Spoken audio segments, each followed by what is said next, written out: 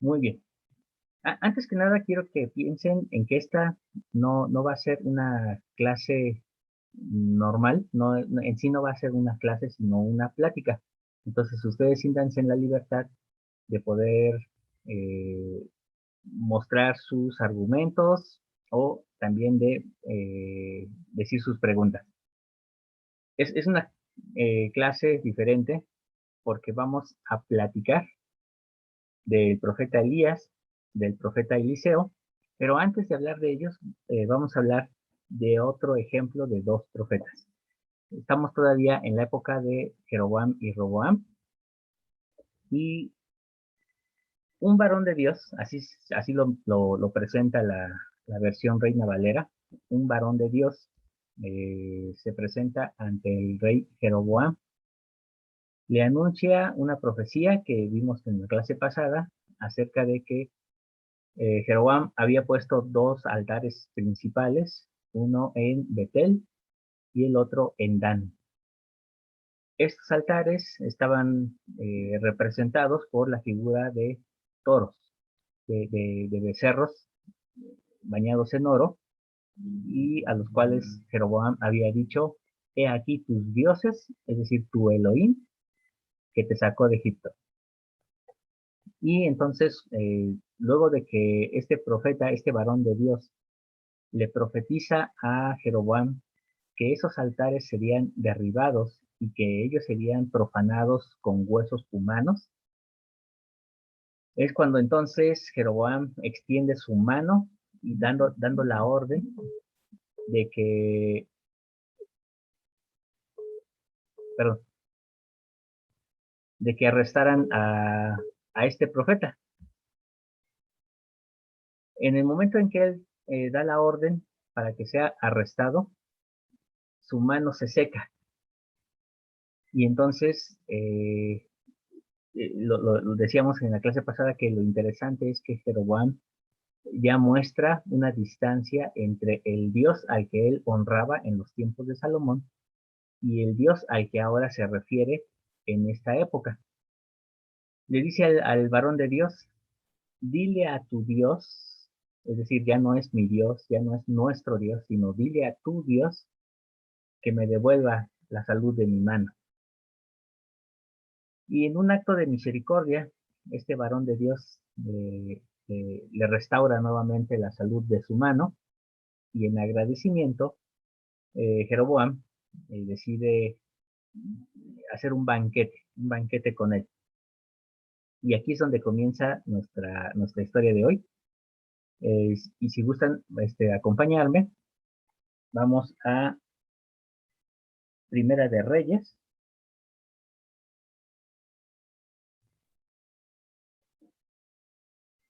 Es el capítulo 13.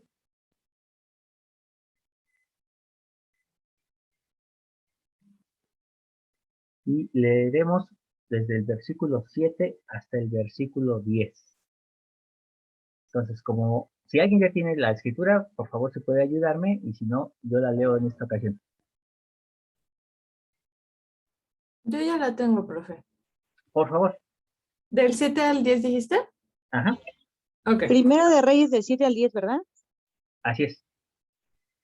Primera de Reyes 13, del 7 al 10. ok. Voy, ¿va? Dice, y el rey dijo al hombre de Dios, ven conmigo a casa y comerás y yo te daré un presente. Pero el hombre de Dios dijo al rey, aunque me dieses la mitad de tu casa, no iría contigo, ni comería pan, ni bebería agua en este lugar. Porque así me ha mandado por palabra de Jehová diciendo, no comas pan, ni bebas agua, ni vuelvas por el camino por el que llegaste. Se fue pues por otro camino, y no volvió por el camino por donde había ido a Betel. Muy bien, muchas gracias. Sí. Entonces, ¿por qué rechazó este varón de Dios o este hombre de Dios? ¿Por qué rechazó el presente del rey?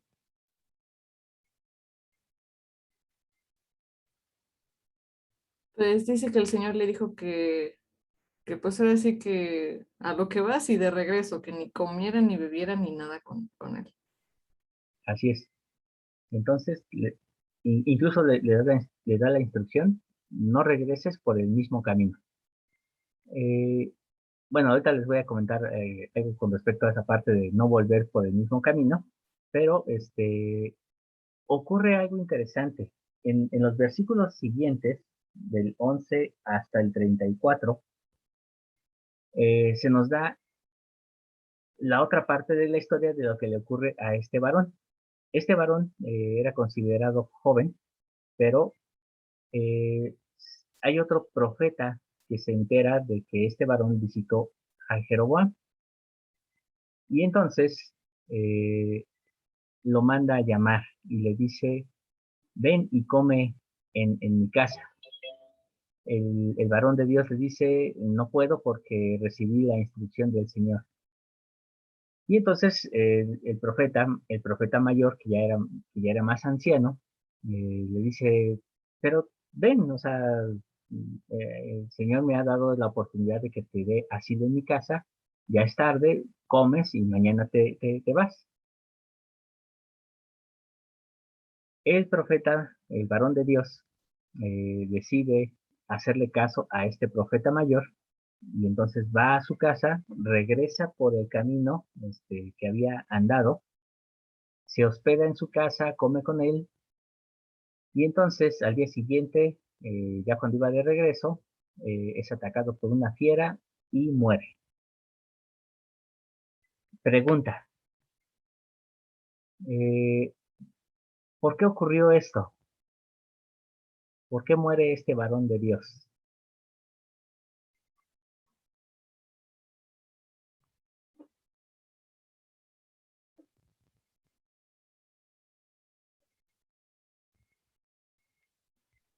Pues el Señor le había dicho que no comiera ni bebiera ni que volviera por su mismo camino. Y no sé, me imagino que pensó, ah, pues él también es profeta de Dios y dice que Dios le dijo que no había problema, pues le voy a hacer caso. Pero a la mera hora resultó que esto no era así. Y después, según recuerdo, el mismo profeta lo ve y dice, ah, mira, él murió porque no hizo lo que Dios le había mandado, aunque él le mintió. Entonces, está polémico el asunto. ¿Qué piensan ustedes de este caso?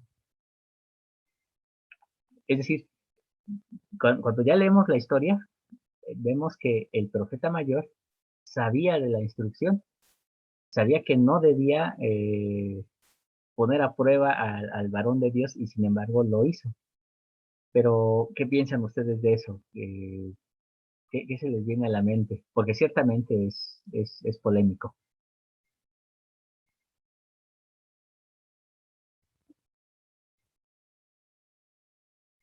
Hizo bien el varón mm, al escuchar al profeta mayor. El profeta mayor realmente mintió. ¿Qué piensan? Yo pienso que tal vez, no sé qué tan literal sea esto o qué tan simbólico sea esto. Pienso, por ejemplo, que puede ser una implicación idiomática por el hecho de decir que no volver por el mismo lugar, pues el arrepentimiento tiene esa connotación. Y el hecho de no consumir agua ni comida, bueno, nos está hablando de un ayuno. Y el ayuno normalmente se hace para la preparación de ciertas cosas. Por ejemplo, a veces se necesita ayuno para la expulsión de espíritus, ¿no? Ujú. Entre otras cosas. Entonces, pues no, no sé si tenga algún significado simbólico o algo por el estilo. Y gracias, Uriel. Que por cierto me haces recordar un principio. No sé si con ustedes que están, digamos, por primera vez en este curso del Antiguo Testamento, no sé si ya he hablado sobre los niveles de interpretación. Me parece que no. Ya a lo mejor con los que ya estuvieron conmigo el semestre pasado sí hablé sobre los niveles de interpretación. Al principio de este curso sí me acuerdo que les había comentado de que no hacemos un estudio o nuestro estudio no está basado en una forma tradicional conforme lo llevan en el cristianismo. sino que usamos una técnica que se usa en el judaísmo, que va por niveles. En la iglesia lo hacemos, solamente que no conocemos el nombre. Y entonces vamos por niveles y empezamos con un nivel de contexto, que es el nivel Pesha, más ligero. Solamente es conocer la historia, que es lo que acabamos de hacer. Vamos subiendo a un nivel más profundo, donde ya empieza a haber un poco más de interpretación. Que es el nivel Remesh, y posteriormente pasamos al nivel Drash, que es ya más interpretativo, donde ya traemos a otros comentarios adicionales, tanto de líderes como de historiadores, rabinos, otros pastores, etcétera. Y posteriormente ya entramos a nivel Sot, que ya es muy profundo, que es precisamente esto que nos comenta Uriel. Si existe una parte simbólica en esta historia de algo que tengamos que aprender adicional a lo que ya de manera superficial podemos leer. Entonces, efectivamente, como bien menciona Uriel, en el simple hecho de que el Señor le dijera, no comas ni bebas durante todo este viaje, efectivamente hace alusión a un ayuno. Los ayunos efectivamente se realizan para realizar actividades importantes. ¿Y qué más importante puede haber que el hecho de que la nación unificada de Israel empezara a dividirse? Esto era el principio del cumplimiento profético del cual hoy somos nosotros testigos. Entonces, no era un evento casual, no era cualquier cosa. Entonces, el anuncio de decirle a Jeroboam, tus altares serán derribados, es muy alusivo también a que nosotros, como casa de Israel dispersa, nosotros pertenecemos a comunidades sumamente paganas. De hecho, ayer tuvimos una gran celebración en México, celebrando a San Judas, en la cual pues veíamos gente preparando fiestas, tronando cohetes, etcétera, etcétera, porque esa es la condición de Efraín. A Efraín le toca vivir esto. Sin embargo, es simbólico como el Señor, a través de este profeta, le dice a Jeroboam, derribaré tus altares. Entonces, tal y como a él se le profetizó, a nosotros en esta época también.